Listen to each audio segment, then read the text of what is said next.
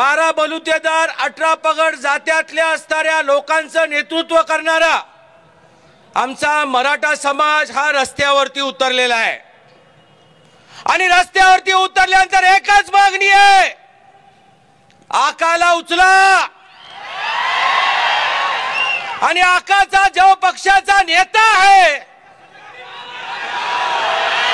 त्या नेत्यालाही त्या ठिकाणी राजीनामा घेतल्याशिवाय कुणी शांत बसू नका, कारण हा खरा सूत्रधार कोण आहे तर धनंजय मुंडे आहे। आमची काही सोयरी नाही त्यांच्या बरोबर, त्यांच्या पक्षाबरोबर का सरकार बरोबर। आमचा खरा माणूस, आमचा जीवाभावाचा माणूस, आमच्या जातीतला माणूस, 12 बलुतेदारांचं संरक्षण करणारा माणूस त्याचा प्राण गेलेला आहे, आम्ही कदापि विसरणार नाही।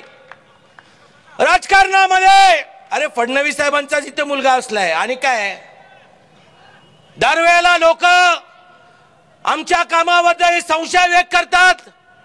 परवा बीड मध्ये माझी भूमिका व्यक्त केल्यानंतर लोकांची भूमिका आली, तुम्ही मराठ्यांच्या बाजूने बोललात, अभिनंदन। अरे जातीवंत मराठा आहे, एखादा चाकू काढून जर रक्त काढलं तर अण्णासाहेब पाटील आणि शांडो कोळी मराठ्याचंच रक्त दिसणार आहे। नेता कोणी असला आणि नेता उद्या जर आमच्या समाजाला वाचवू शकत असेल तर नेत्यापेक्षा समाज मोठा आहे, हे जाहीरपणे आम्ही तुम्हाला सांगतो। परवाचं आमचं भाष्य झालं, थोडक्यात बोलून गेल्यानंतर काही सूचना आल्या। आज व्यासपीठावरती बोलणारी मंडळी सगळ्यात जास्त मध्ये बीडचे आमदार बोलतात, कारण बीड मध्ये काय परिस्थिती आहे हे परभणीकरांना माहित नसेल। पण बीडची जी कळकळ आहे, हा जो गुंडाराज आहे, हा एका विशिष्ट असणाऱ्या नेत्यांचा जी दादागिरी आहे त्याला आम्हाला घरी पोहोचवल्याशिवाय राहायचं, शांत बसायचं नाही, ही महत्वाची भूमिका आहे। आज माझी सर्व महाराष्ट्रातल्या मराठा बांधवांना, सगळ्या 12 बलुतेदारांना एकच विनंती आहे, प्रत्येक जिल्ह्यामध्ये हा वाल्य निर्माण झालेला आहे, प्रत्येक जिल्ह्यामध्ये आहे, तो कुठल्या जातीचा आहे, कुठल्या धर्माचा आहे, कुठल्या पक्षाचा आहे हा न पाहता राज्याच्या मुख्यमंत्र्यांनी आणि गृहमंत्र्यांनी अशा प्रत्येक जिल्ह्याच्या वाल्याला त्या ठिकाणी ठेचून मारलं पाहिजे, एवढी माझी विनंती आहे। एक मराठा म्हणून माझी जबाबदारी आहे, एक महामंडळाचा अध्यक्ष म्हणून जबाबदारी आहे की भविष्यामध्ये याच मराठवाड्यामध्ये खास करून बीड मध्ये आम्ही महामंडळाचं विभागीय कार्यालय काढू आणि मराठा समाजाला व्यवसायाच्या निमित्ताने मोठ्या प्रमाणामध्ये ताकद देऊ, आता शांत बसणार नाही। कालपर्यंतची मर्यादा होती, पण जर भौगोलिक परिस्थिती जर आपण बीड जिल्ह्याची पाहिली, मोठ्या संख्येने असलेला समाज जो मराठा समाज आहे तोच नोकरदार झालेला आहे।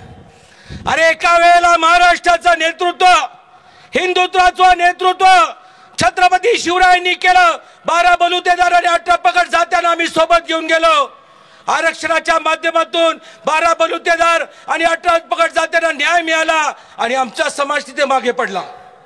आज आम्ही आमच्या भावाच्या पाठीशी आहोत, यानंतर कुठली घटना घडू दे, नरेंद्र पाटील या व्यासपीठावरती अण्णासाहेब पाटलांचा मुलगा आणि एक मराठा म्हणून सोबत राहील, एवढंच बोलतो आणि महाराष्ट्राच्या मुख्यमंत्र्यांना विनंती करतो, संदीप भाई, हा धन्यवाद बस, संदीप भाईंनी जे सांगितलं ते बरोबर आहे।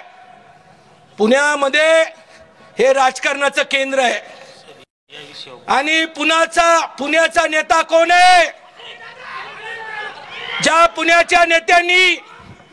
पुण्याच्या नेत्यांनी हे जाहीर केलं की एका मेळाव्यामध्ये पोस्टमार्टम करणारा जो डॉक्टर होता त्यांनी सांगितलं, माझ्या आयुष्यामध्ये अशा प्रकारचं मी पोस्टमार्टम केलं नाही। माझं म्हणणं आहे अजितदादा पवारांना, दादा तुमच्या पक्षामध्ये मी काम केलेलं आहे, तुमच्या पक्षामध्ये विधान परिषदेमध्ये होतं तुमच्यामुळे, पण आज तुमच्याच पक्षातला मंत्री त्याचे जर पिल्ले अशा परीने जर गोरगरिबांना मारत असतील तर तुम्ही कुणाचा अंत पाहणार आहात?